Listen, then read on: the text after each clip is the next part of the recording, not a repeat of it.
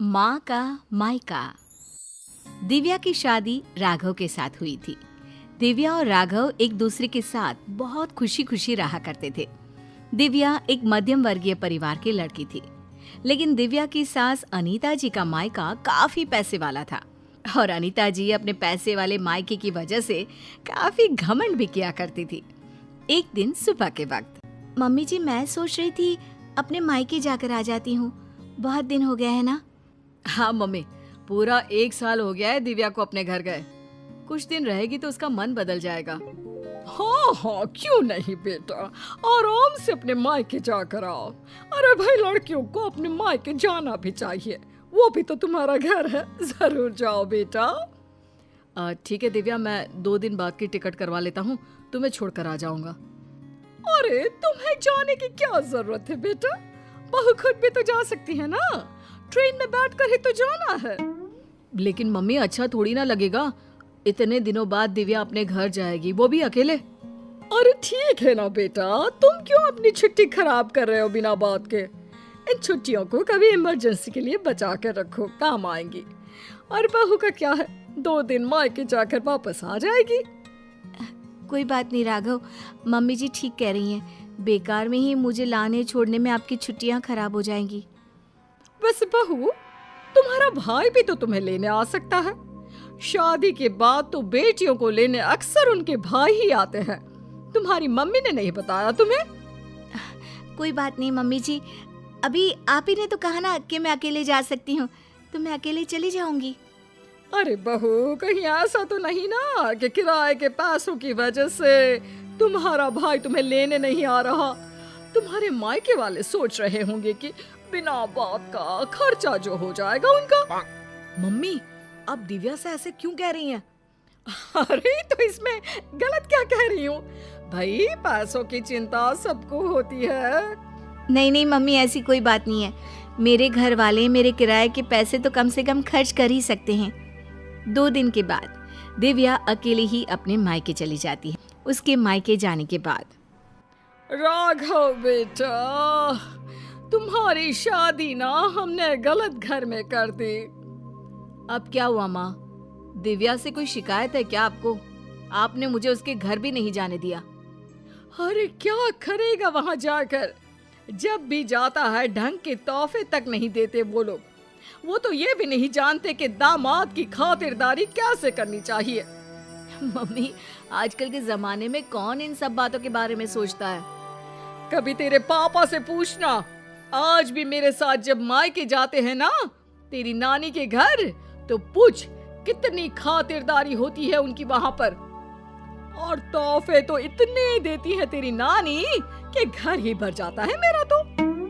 लेकिन मम्मी, वो आपके मायके की परंपरा है ना, सब जगह ऐसा हो ये जरूरी तो नहीं। और हम दिव्या के घर वालों से ऐसी उम्मीद कैसे रख सकते हैं? अच्छा नहीं लगता मम्मी। ओफो, आजकल के लड़के ना शादी होते ही अपने पत्नी की साइड लेना शुरू कर देते हैं। अब देखना, आएगी तुम्हारी पत्नी खाली हाथ अपने मायके से। कुछ दिनों के बाद दिव्या अपने मायके से लौट कर आती है और वो अपनी मम्मी के दिए हुए गिफ्ट अपनी सास अनीता जी को दिखाती है। मम्मी जी ये देखिए, मेरी मम्मी ने मुझे साड़ी दी है, राघव के लिए शर्ट और आपके लिए भी एक साड़ी भेजी है। बस और कुछ नहीं रखा तुम्हारी मम्मी ने? अरे इतने दिनों के बाद मायके गई थी। मुझे तो लगा भाई अपने मायके से ढेर सारी चीज मिलेगी तुम्हें। ऐसी बात नहीं है मम्मी जी, वो लोग तो मुझे बहुत सारी चीजें देने की कोशिश कर रहे थे, लेकिन मुझे ये सब अच्छा नहीं लगता। हाँ मम्मी, मैंने ही दिव्या से मना किया था, बिना बात के किसी से चीज लेना अच्छी बात नहीं है। तुम्हारी नानी होती ना बेटा तो मुझे कभी इस तरह नहीं आने देती। मेरे मायके की तो बात पूछो ही मत, जब भी जाती हूँ इतने सारे गिफ्ट मिलते हैं, क्या बताऊं। बस मुझे तो कभी कुछ खरीदने की नौबत ही नहीं आई। कभी कोई साड़ी, कभी कोई सामान मैंने खुद के हाथों से इतने सालों में नहीं खरीदा। सब कुछ तुम्हारी नानी ने दिया है मुझे। मम्मी, अब वक्त बदल गया है, वो आपका मायका है, दिव्या का परिवार पूरी तरह से अलग है। हाँ मम्मी जी, और वैसे भी सबका परिवार एक जैसा नहीं होता ना, और मुझे मेरे परिवार से कोई शिकायत भी नहीं है। कुछ दिनों के बाद अनीता जी अपने मायके जाती है और जब वहाँ से लौट कर आती है तो बैग भर भर के गिफ्ट लेकर आती हैं। देखो बहू, इसे कहते हैं मायके से आना। अरे भाई, इतना सामान हो गया था कि क्या बताऊं। अरे वाह मम्मी जी, ये तो बहुत अच्छी बात है, आपको इतनी सारी चीजें मिली हैं। वही तो, और एक तुम्हारे मायके वाले हैं, ठीक से मिठाई भी नहीं भेज सकते बेटी के ससुराल वालों के लिए। मम्मी जी, आप ऐसा क्यों कह रही हैं? देखो तो सही बहू, मेरी माँ ने पूरे 5 डब्बे रखे मिठाई के। इसे कहते हैं बेटी को विदा करना। तुम्हारी तरह नहीं खाली हाथ भिजवा दिया। बस करिए मम्मी, दिव्या आपकी बहू है, आप उससे इस तरह बात करेंगे तो वो क्या समझेगी। राघव के बार बार समझाने पर भी अनीता जी पर कोई असर नहीं होता और वो कभी भी दिव्या को उसके मायके के लिए भला बुरा सुनाती ही रहती है। एक बार अनीता जी की तबीयत बहुत खराब हो जाती है। मम्मी जी देखिए, आपको बिस्तर से उठने की कोई जरूरत नहीं है, आप आराम कीजिए, आपको जो भी चाहिएगा मैं लाकर दे दूंगी। हाँ हाँ ठीक है, देखो तुमसे जो हो रहा है वो कर दो। बाकी मैंने अपने भाई को फोन कर दिया है, मेरे भाई और भाभी आ जाएंगे मेरे मायके से मेरा ख्याल रखने के लिए। मम्मी आप ऐसा मत कहिए ना, दिव्या आपकी बहू है, वही ख्याल रखेगी आपका। मामा और मामी कितने दिन आपका ख्याल रख लेंगे। ऐसा कुछ नहीं है, मैंने कहा ना, मेरे मायके वालों को बड़ा प्यार है मुझसे। एक फोन करूंगी और दौड़े चले आएंगे। पूरा 1 सप्ताह बीत जाता है, लेकिन अनीता जी के मायके से कोई नहीं आता और दिव्या दिन रात अनीता जी की सेवा करके उनकी तबीयत ठीक कर लेती है। तबीयत ठीक होने के बाद, दिव्या बहू, जरा यहाँ तो आना मेरे पास। क्या हुआ मम्मी जी, आप ठीक है ना?